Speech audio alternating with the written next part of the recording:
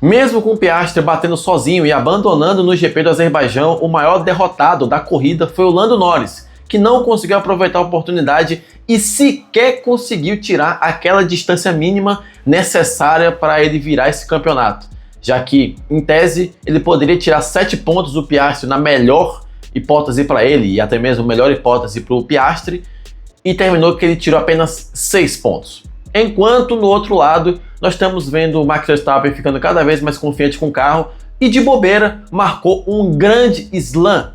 Liderou cada volta, marcou pole position, venceu a corrida, marcou a volta mais rápida, fez tudo o que ele podia fazer, ele fez. Marcou um grande slam como quem não queria nada. E eu digo para vocês que agora a distância dele para o Piastri é de 69 pontos. Faltam 7 corridas para o final do campeonato. Vocês dizem que é muito difícil, e eu digo que é muito difícil, mas não é impossível. E se você não está entrando nesse trenzinho agora da expectativa, se o Verstappen vai mesmo virar esse campeonato, junte-se a mim agora, porque é muito mais legal viver nesse mundo da fantasia do que no mundo real, em que aparentemente os dois pilotos que estão brigando pelo título, um pipoca e o outro faz questão de superar a pipocada. Além disso, também vou comentar com vocês sobre o pódio do Sainz.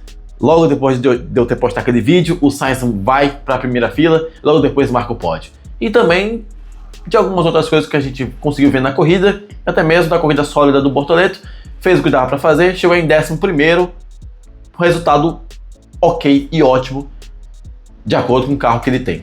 Só o Berman que surpreendeu, o ritmo de corrida do Berman aparentemente é excelente, chegou na frente do Ocon, inclusive, em 12º. Mas bem, senhores, bem-vindos a mais um vídeo. Eu sou o Fernando, eu falo de Fórmula 1 todos os dias aqui nesse canal. Nós vamos comentar sobre uma corrida que eu não vou dizer que foi ruim.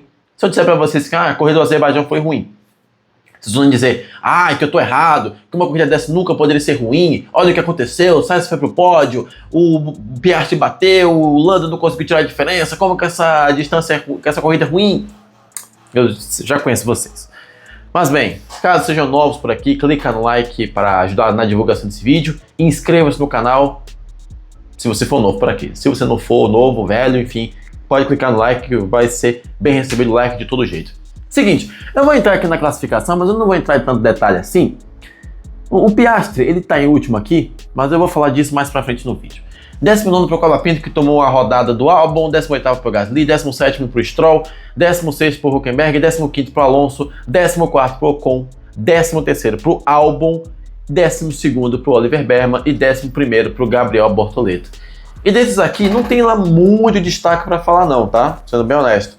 Como a corrida foi muito trenzinho um atrás do outro e apenas uma parada para todo mundo, não teve muita emoção. Então até mesmo aqui não teve nenhum destaque. A não ser, claro, o nosso destaque brasileiro, que foi o Gabriel Bortoleto, que fez o que dava para fazer nesse cenário.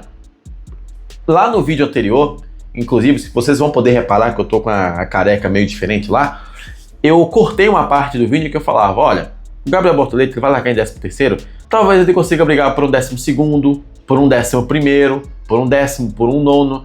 Só que eu tirei essa parte porque eu achei que eu tava esperando muito menos do que ele poderia oferecer. A gente sabe que o Gabriel tem um grande potencial. Só que eu resolvi tirar porque parecia que eu tava pensando muito pequeno. Mas enfim, a realidade mostrou que era muito difícil ultrapassar nessa pista, num cenário de trenzinho. E com o carro que ele tinha, o 11º, foi o melhor do resto, que não pontuou. Nada mal para ele também. Agora, quando a gente vai para os 10 primeiros, a gente repara uma coisa um pouco engraçada. O Radiar chegou em 10º, ok, corrida ok. A gente esperava mais da Ferrari, mas infelizmente esse mais não veio. E teve até uma situação no final da prova em que a Ferrari deu uma ordem de equipe para o Leclerc deixar o Hamilton passar para tentar ultrapassar o carro da frente, que era o Tsunoda, se não me engano era o Tsunoda, ou era o Norris. Aqui tá o Norris, mas na época eu acho que era o Tsunoda. Enfim, terminou que deram a passagem, o Hamilton não conseguiu passar, ele tirou o pé pro Leclerc recuperar a posição, só que o Leclerc estava muito longe e não conseguiu. Enfim, infelizmente a Ferrari não conseguiu fazer uma boa corrida. Enquanto Yuki Tsunoda chegou em 6º, atrás dele chegou o Norris em 7º, Liam Lawson, ótima corrida em 5º, Kimi Antonelli em 4º, novamente calando os críticos, 3º pro Carlos Sainz, novamente calando os críticos, 2º pro George Russell, que aparentemente não fez nada na corrida, chegou em 2º, e o Max Verstappen marcando o grande slam cara conseguiu gabaritar a prova inteira com um carro que não é mais aquele carro ruim que todo mundo achava. O carro da Red Bull agora está oferecendo mais confiança aos pilotos. Tanto é que o Tsunoda chegou em sexto. O maior marcador, a marca d'água de um carro bom da Red Bull é o segundo piloto, que chegou em sexto, sem reclamar do carro. O Verstappen ganhou. Temos alguma coisa acontecendo aqui, pode ser muito bom para o campeonato. E senhores, é o seguinte, vamos aqui analisar os contextos da situação. Primeiro, vamos já tirar o elefante da sala. Carlos Sainz conseguiu marcar o primeiro pódio da Williams desde 2017, ou foi 16? Acho que é o primeiro desde 2017. Na verdade tem o pódio que eles marcaram em 2021 com o George Russell, mas aquele pódio foi de uma corrida que não aconteceu. Então, enfim, conseguiu marcar um pódio na pista. Muitos parabéns ao Carlos Sainz. Tá fazendo uma temporada aquém do que a gente esperava, mas um pódio é um pódio. E foi com ritmo de corrida, um ritmo excelente que ele teve. Esse terceiro lugar deveria ter sido um segundo, mas o George Russell, como a gente falava na live, ele consegue fazer um PF muito bem temperado, consegue fazer um feijão com arroz muito bom, simples, eficaz, com bom ritmo, boa estratégia, parou na hora certa, chegou em segundo, chegou na frente do Sainz. Para quem largou um pouco mais atrás, está um resultado excelente. Kimi Antonelli chegou em quarto lugar, resultado para dar confiança para ele. E o Leon Lawson chegou em quinto, na briga com o Tsunoda pela última vaga da Red Bull, pelo que estão falando. Para você que não sabe, para você que não está acompanhando as notícias, falam que a Red Bull já decidiu subir o Lindblad, que está na Fórmula 2. E o Rajah iria para a Red Bull principal. Então a última vaga ficará entre Tsunoda e Leon Lawson. Justamente na corrida seguinte às notícias, um chega em quinto, o outro chega em sexto. Justamente o Tsunoda com a Red Bull atrás do Leon Lawson com a Racing Bulls. Enfim, agora vamos voltar ao que aconteceu no início da prova. O Piastri bateu, sozinho. O Piastri ficou no grid, quando foi tentar recuperar a posição, exagerou na dose numa curva e bateu. No mínimo ali foram uns 8 pontos jogados fora. Pelo menos uns 10 pontos jogados fora. Ritmo de corrida ele teria. Não sei se iria ultrapassar, já que o cenário da corrida a gente sabe como é que é. Mas ele teria o ritmo de corrida. Jogou fora uns 6 pontinhos, uns 4 pontinhos. E aí a gente começou a pensar que ele é o maior derrotado da corrida agora, bateu no quali, bateu na corrida, tá sentindo a pressão, isso e aquilo. Agora o Norris vai poder tirar a diferença, independentemente de onde ele chegar. E aí a corrida foi passando. O Norris ficando em sexto, em sétimo, em sexto, em sétimo, oitavo, perdendo posição, ganhando uma por uma. E a gente desesperado. Não é possível, Norris. Não é possível que você vai desperdiçar essa chance. Era a chance dele recuperar os pontos que ele jogou fora, ou boa parte dele, que aconteceu logo depois do que aconteceu no GP da Holanda. E a corrida acabou. E o Norris chegou em sétimo. Ele marcou 6 pontos. Ele tirou 6 pontos do Piastri. E só para efeito de cálculo, no cenário que a gente montou, pro Norris vencer esse campeonato, ele teria ganhado todas as corridas. Porque ele ia tirar de 7 em 7 em 7. E aí ele conseguiria virar ali perto do final. Agora faltam 7 corridas. Com o Piastri abandonando. Por um erro do próprio Piastri. Não foi nem o carro. Foi um erro do Piastri. E aqui eu vou trazer para vocês aquela máxima que eu trouxe na live também, eu vou trazer aqui. Que é o seguinte. Quando você está disputando um título contra uma equipe fraca, ou contra um piloto que está sentindo a pressão, ou contra um adversário que está começando a cair pelas tabelas, você tem que acabar com ele.